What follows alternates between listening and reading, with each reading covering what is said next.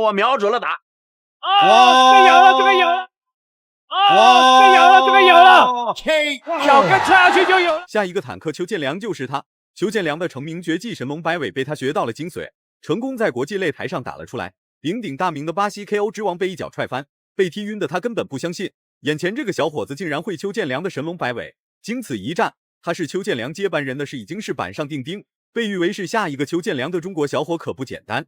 他就是来自沈阳的刘贵成，年幼时期就喜欢钻研武术、散打和各种濒临消失的武术，后期又经过专业指导老师的教导，很快刘贵成就成为了一位能征善战的搏击勇士。一招神龙摆尾更是让他打出了精髓，看不清楚的观众朋友还以为是邱建良在擂台上打比赛。这个所谓的巴西 KO 之王也不简单，他叫维克托，来自巴西，超高的 KO 率和胜率让他在国际擂台上名声大噪，一直稳居在世界排名前5的行列。这家伙老狠了，凶神恶煞的眼神能轻松秒杀对手的锐气，但他的对手是被全迷粉丝公认为是下一个邱建良的刘贵成。遇见刘贵成也算是维克托倒了霉，话就不多说了，来让我们欣赏一下刘贵成的精彩表现。红色短裤是中国勇士刘贵成，黑色短裤是巴西 KO 之王维克托。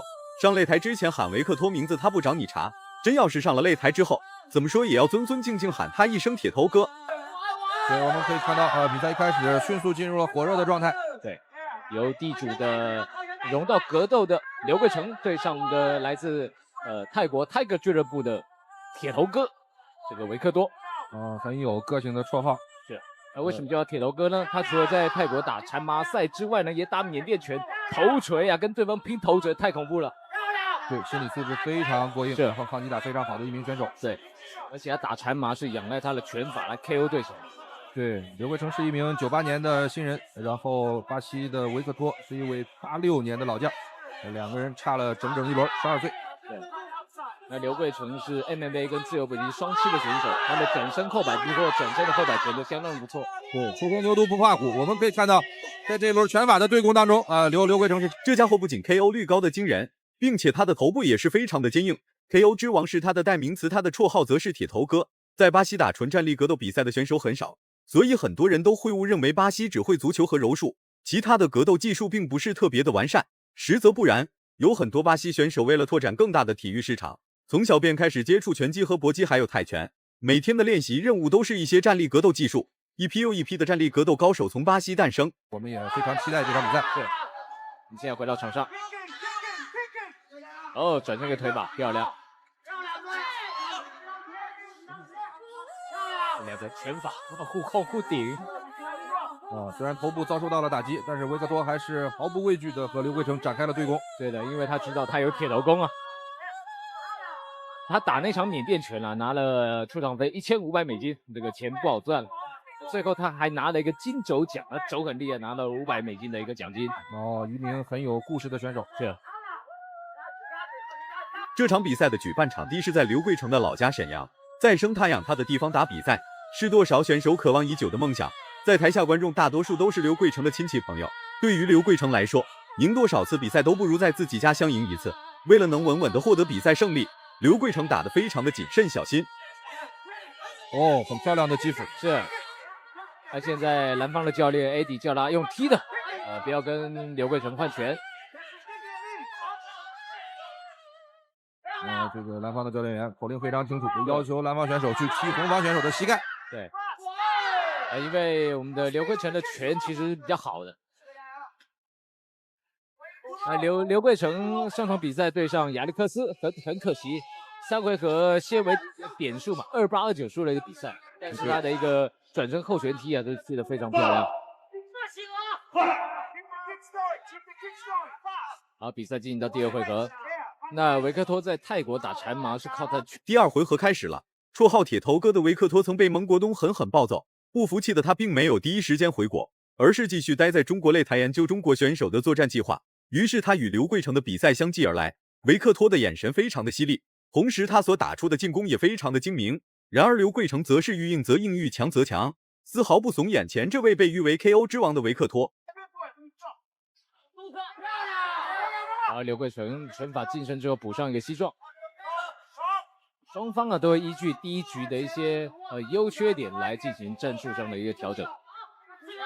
对，我们可以看到维克托已经加强了自己腿法的进攻，针对刘贵成前腿膝关节的内侧和外侧，展开了进攻。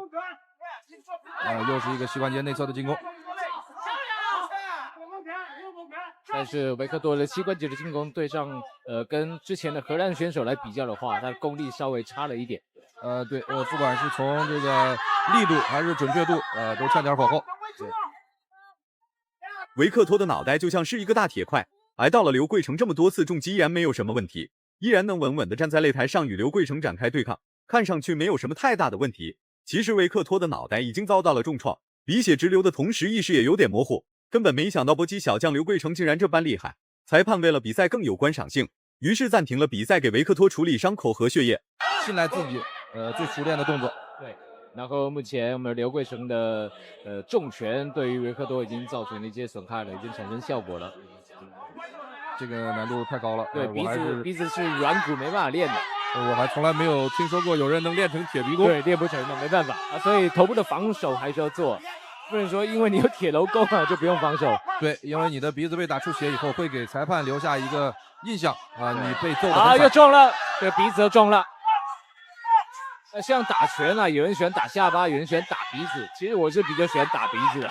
对，就像蔡老师说的一样，目前这个维克托的意志力越来越薄弱，再加上鼻子上的鲜血，此时的维克托只能用嘴巴来进行呼吸，不然很容易就会出现岔气或者是氧气不足，而导致自身的精神状态急速下降，严重的话会直接出现昏厥现象。看到维克托的状态下滑严重，刘桂成的神龙摆尾开始使出，很明显维克托的教练有点猛。当然维克托他本人看到刘桂成能实施出来如此精准的神龙摆尾，他自己也察觉到了事情的不对劲。这没办法，这个维克多不是他一手带出来的。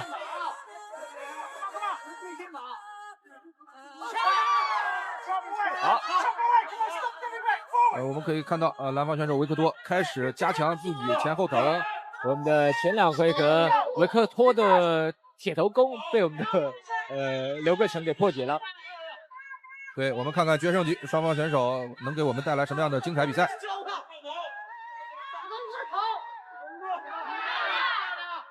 所以如果对上这个下巴比较硬的，其实打鼻子就对了，或者是打这个鼻子跟这个眼睛的中间，他会看不到。刘桂成还是很坚决地贯彻了自己的战术。第3回合开始了，既然刘桂成选择要用神龙摆尾来解决掉维克托，那么他就不会再使用其他招式来歼灭维克托。小伙子刘桂成绝对是说一不二，连续的拳脚组合进攻打得游刃有余。然而精神状态不在线的维克托很是狼狈，完全不是刘桂成的对手，再打下去也是无用功。频繁挨到重击的维克托浑然不知，此时的刘桂成已经准备好了神龙摆尾，还是拿不出什么有效的办法来对付刘桂成。哇，很漂亮的拳法组合。对，行进间的连拳太漂亮了。哇，这个蓝方维克托可能要多看一下，像刚刚的这个俄国的亚历山大的他的一个闪躲的方式。跳膝，不管比赛打得怎么样，维克托这个铁头这个绰号真的是名不虚传。遭受了这么多次，既然重击对维克托没有影响，那么刘桂成就临门一脚。这一脚刘桂成蕴含了很长一段时间，为了就是能保证一脚致命彻底踹翻维克托，刘桂成成功了。邱建良引以为傲的神龙摆尾被刘桂成实施了出来。经此一战，刘桂成是邱建良接班人这件事情彻底被坐实。我瞄准了打，这个有了，这个有了，这个有了，用脚跟踹下去就有了。最终来自沈阳的搏击小将刘桂成在沈阳擂台拿下了比赛胜利，在其他地区拿到胜利并不稀奇，真要是在自己家门口拿到了胜利，那可真给自己的父母长脸。如果满分是100分的话，你会给刘桂成打几分？视频到这就结束了，咱们下期不见不散。